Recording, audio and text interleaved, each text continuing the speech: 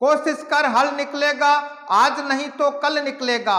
अर्जुन के तीर सा सद मरुस्थल से भी जल निकलेगा। मेहनत कर पौधों को पानी दे, बंजर जमीन से भी फल निकलेगा। ताकत जुटा हिम्मत को आग दे, फौलाद का भी बल निकलेगा। नमस्कार साथियों, आर के प्रजापत चैनल में आपका हार्दिक अभिनंदन।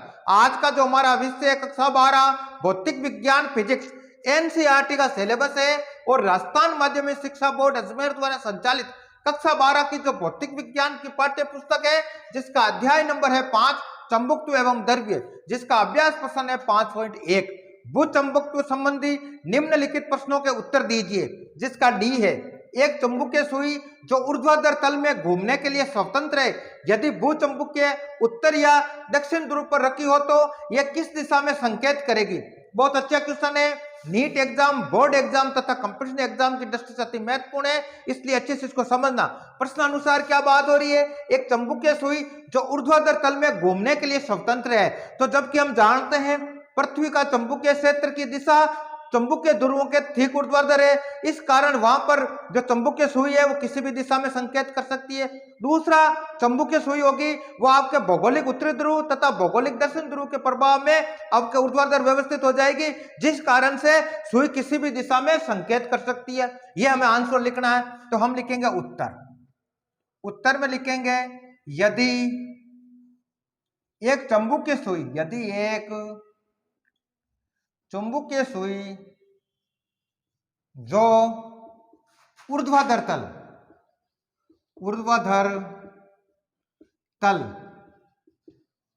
में घूमने के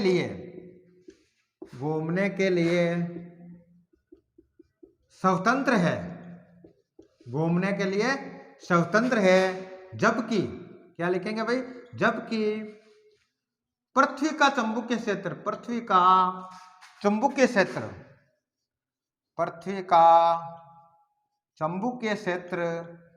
की दिशा चुंबकीय ध्रुवों, क्या लिखेंगे, पृथ्वी के चुंबकीय क्षेत्र की दिशा चुंबकीय ध्रुवों के ठीक ऊर्ध्वाधर स्थित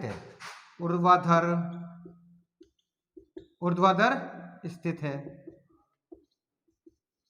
अतः यहां पर सुई, क्या लिखें, अतः यहां पर चुंबकीय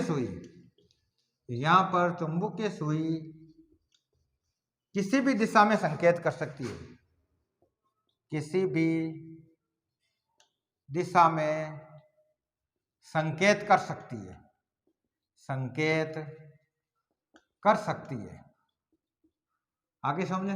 दूसरा हम लिखेंगे चुंबकीय सुई भौगोलिक उत्तरी ध्रुव एवं भौगोलिक दक्षिण ध्रुव या दक्षिणी ध्रुव, भौगोलिक दक्षिणी ध्रुव के प्रभाव में ऊर्ध्वाधर तल में व्यवस्थित हो जाएगी,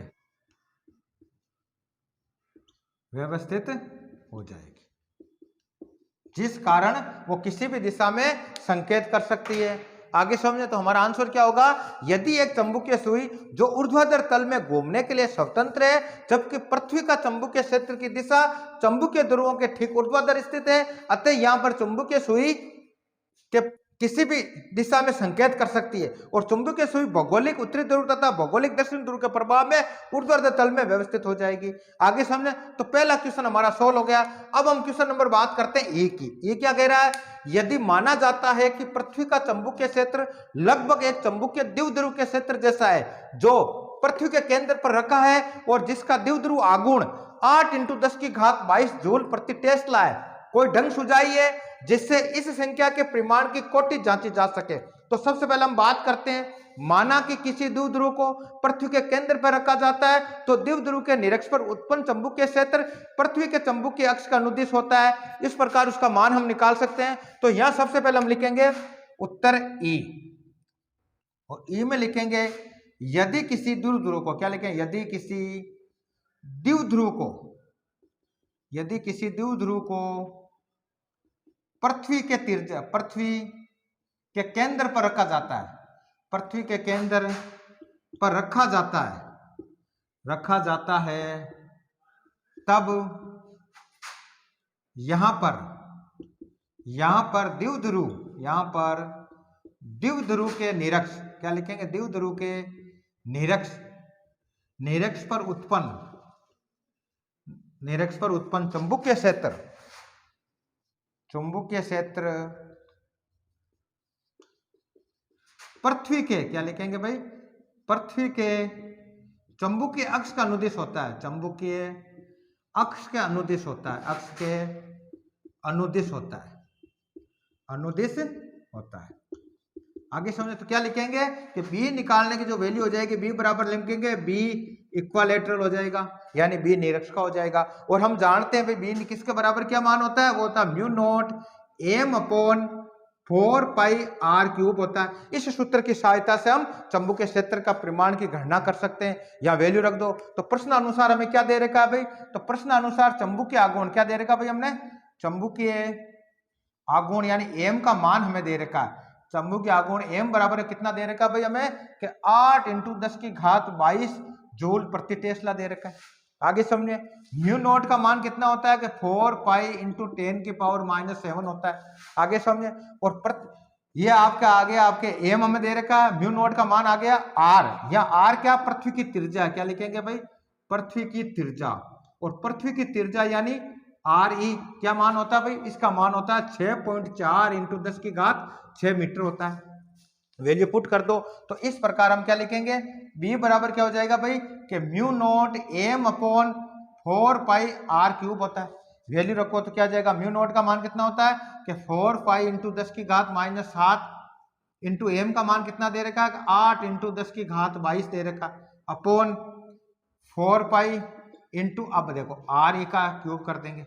आगे समझे, जो संख्या करती है उसको काट देते हैं, 4 पाई से 4 पाई कट गया, पीछे क्या रह गया देखो आप, तो 10⁻7 × 8 × 10⁻+22 बटावा, और R का मान कितना है कि 6.4 का × 10⁻6 का क्यूब कर देंगे। आगे समझे, आगे इसको सॉल्व करेंगे तो क्या हो जाएगा भाई, तो हम लिखेंगे 10⁻7 × 8 × 10⁻+22 बटावा में हो जाएगा आपके 6.4 × 6.4 × 6.4 इंटू 10⁻6 × 10⁻6 इंटू 10⁻6। आगे जब इस संख्या को हम सोल्व करेंगे तो इसकी जो वैल्यू आएगी वो लगभग आपका आएगी 0.3 × 10⁻4 टेस्ला आएगी।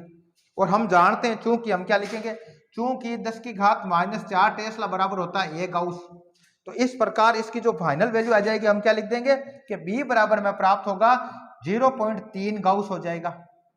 आगे समझे, तो अतः यह मान पृथ्वी पर प्रेक्षित मान के परिमाण की कोटि है, मान की परिमाण की कोटि है। आगे समझे, तो इस प्रकार यह हमारा क्वेश्चन नंबर था ई, वो भी सॉल्व हो गया। क्या लिखेंगे, यदि किसी द्विध्रुव को पृथ्वी के केंद्र पर रखा जाता है तब यहां पर द्विध्रुव के निरक्ष पर उत्पन्न चुंबकीय क्षेत्र पृथ्वी के चुंबकीय अक्ष के अनुदिश होता है, यानी B होता है, B बराबर B निरक्ष का होता है। और वैल्यू हम निकालेंगे म्यू नॉट M अपॉन 4 पाई R क्यूब होता है, और R यहाँ पृथ्वी की त्रिज्या है जिसका मान हमें पता है कितना होता है भाई, 6.4 × 10⁻6 मीटर होता है। जब इसको सोल्व करेंगे तो हमें जो वैल्यू प्राप्त होगी B बराबर वो होगी 0.3 × 10⁻4 टेस्ला होगा। और इसको हम गाउस में कन्वर्ट करेंगे तो क्या हो जाएगा भाई, कि B बराबर हम लिखेंगे 0.3 गाउस हो जाएगा। और यह मान पृथ्वी पर प्रेक्षित मान की परिमाण की कोटि है। आगे समझे, तो इस प्रकार हमने क्वेश्चन नंबर ए सोल्व कर लिया। अब हम बात करते हैं एफ की। भूगर्भ शास्त्रियों का मानना है कि मुख्य NS चुंबकीय ध्रुवों का अतिरिक्त पृथ्वी की सतह पर कई अन्य स्थानीय ध्रुव भी है जो विभिन्न दिशाओं में विन्यस्त है। ऐसा होना कैसे संभव है? बहुत अच्छा क्वेश्चन है। तो हम कहेंगे कि पृथ्वी पर मूल ध्रुवों का अतिरिक्त स्थानीय ध्रुवों की उपस्थिति भी संभव है, क्योंकि हम जानते हैं कि पृथ्वी एक द्विध्रुव तथा एक चुंबक की भांति व्यवहार करती है। तो पृथ्वी की सतह पर उपस्थित अपार मात्रा में जो खनिज भंडार तथा खनिज ऐसे जिसके में अंदर भी चुंबकीय द्विध्रुव की उपस्थिति संभव है। तो इस प्रकार इस क्वेश्चन को हमें लिखना है। तो आगे समझे, इसको मिटा देते हैं फिर इसको सोल्व करते हैं। बोर्ड एग्जाम की दृष्टि से महत्वपूर्ण क्वेश्चन है, एक एक नंबर के क्वेश्चन आपके आ सकते हैं। इसमें आपके ये परिमाण की कोटि भी पूछी जा सकती है, जिसका मान पृथ्वी के लिए हमने कितना प्राप्त हुआ कि 0.3 गाउस प्राप्त हुआ।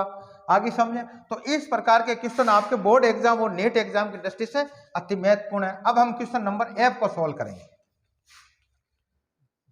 अब करेंगे उत्तर एफ। उत्तर एफ में लिखेंगे पृथ्वी के मूल ध्रुव, क्या लिखेंगे, पृथ्वी के मूल ध्रुवों, पृथ्वी के मूल ध्रुवों के अतिरिक्त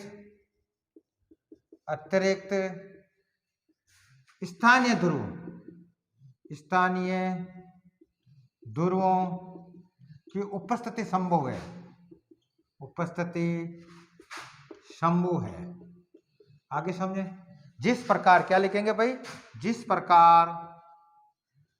प्रकार पृथ्वी एक द्विध्रुव, पृथ्वी एक द्विध्रुव एवं एक चुंबक की भांति व्यवहार करती है, एक चुंबक की भांति व्यवहार करती है, भांति व्यवहार करती है, उसी प्रकार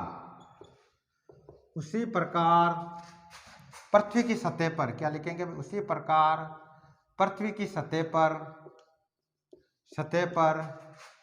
अपार